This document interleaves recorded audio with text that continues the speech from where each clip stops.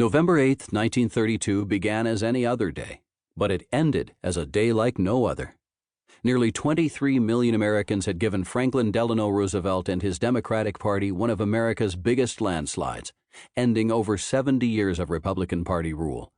Ronald Wilson Reagan was one of them. One long-ago vote, cast in a time of crisis by a young man voting for his first time, might not matter. Reagan did much more than cast a vote. He was a devotee of FDR, impressing friends and casual acquaintances alike with his passion for the 32nd president.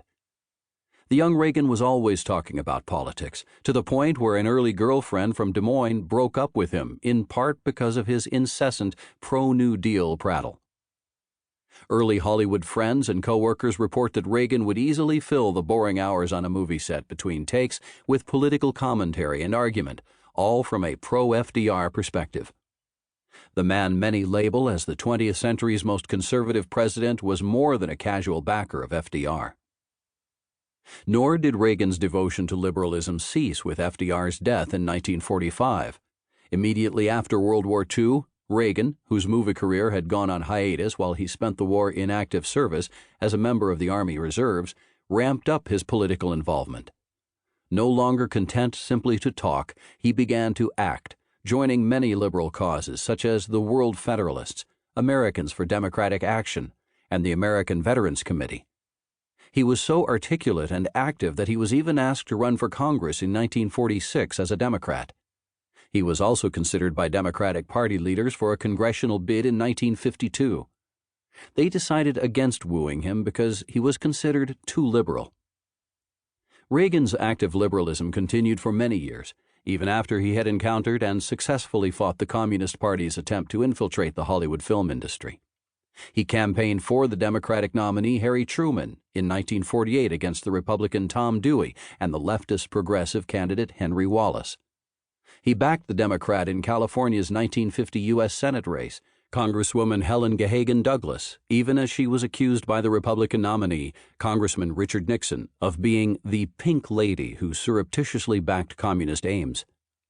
Reagan continued to argue on behalf of New Deal and Democratic policies even into the mid-1950s, when he was a Democrat for Eisenhower and became a paid spokesman for the behemoth corporation General Electric. What Reagan called his hemophiliac liberal phase lasted well over 2 decades and was an increasingly important part of his life during that time. Most observers and Reagan analysts pass over this period of his life when trying to understand how Reagan rose to prominence and power. These men and women assume that the essence of Reagan's philosophy changed in the 1950s as he moved from advocating more government action to pushing for less. They credit his rhetorical power, his pragmatism in governing, his determination, and his luck in explaining how he went from an actor in decline to the most important political figure of the late 20th century. All these views have their merits, and all are to some extent correct. But all are inadequate to explain both how Reagan rose and what Reagan did. They are inadequate because they fail to take Reagan seriously as a thinker. These writers presume they know what Reagan believed after his political evolution and conservative rebirth. They know he was no different from Barry Goldwater and a host of other unsuccessful conservatives who called for a repudiation of FDR's New Deal.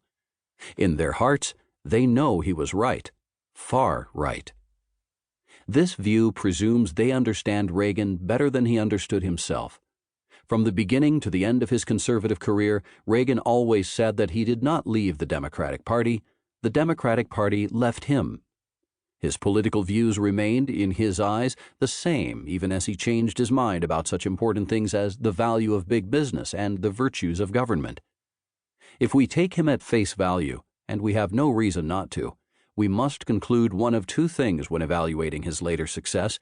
Either all his Republican friends and allies who opposed Roosevelt and his New Deal throughout their lives and lost politically for decades were simply less gifted politicians than he, or Reagan's conservatism was different in some important way that allowed him to succeed where they had failed.